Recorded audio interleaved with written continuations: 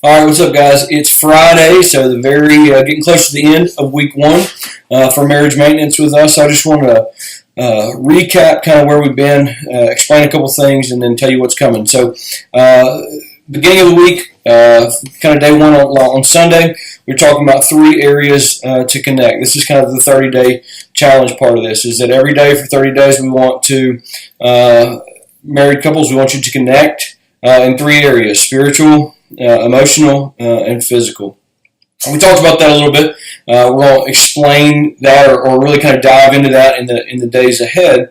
But man, like, it'll work wonders for our marriages if we will do a few little simple things like that, and where we just intentionally pursue each other, guard each other, serve each other, love each other well in these three particular areas. It'll help our marriages to be better and to be stronger. We also talked about kind of biblical foundations of this, man. That this is ultimately, it's not about you, it's not about me, it's not about having even a more fulfilling marriage or a healthier marriage. Ultimately, it's like our marriage is put on display the covenant-keeping love of God and display the way that Christ loves the church, and the church loves and follows Christ, and the way these things work together. It's just a beautiful illustration, grand illustration that we get to participate in. So, like I said, we'll talk more about that. Also, one thing we want you to do, if you haven't gotten to yet, is to run through this little assessment. This gives us just a chance as a couple to kind of get our bearings. Where are we?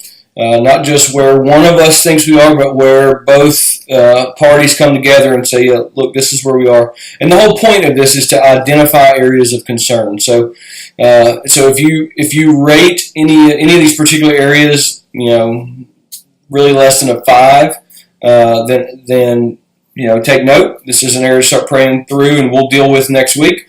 Or if there's a discrepancy in what you think that is significant, more than 2 or 3 points different. If I think that Megan's going to answer something as a 7 and she really answers it as a 2, there's a pretty big discrepancy there, and we need to look into that and kind of push into it. Why is there a discrepancy, and how do we work on that? So anyway, that's the point for this week, is kind of do this assessment and get our bearings. Next week, we're going to push into that a little bit and say, here's a few steps to deal with some of these things, to kind of hit reset, if you will, put some of this stuff behind us and begin to look forward and how we continue to maintain our marriages. So, hope you've had a good week. Praying for you guys. Beautiful day today. I'm about to get out of here and go do some running around. So, you guys have a good weekend, and we'll see you Sunday.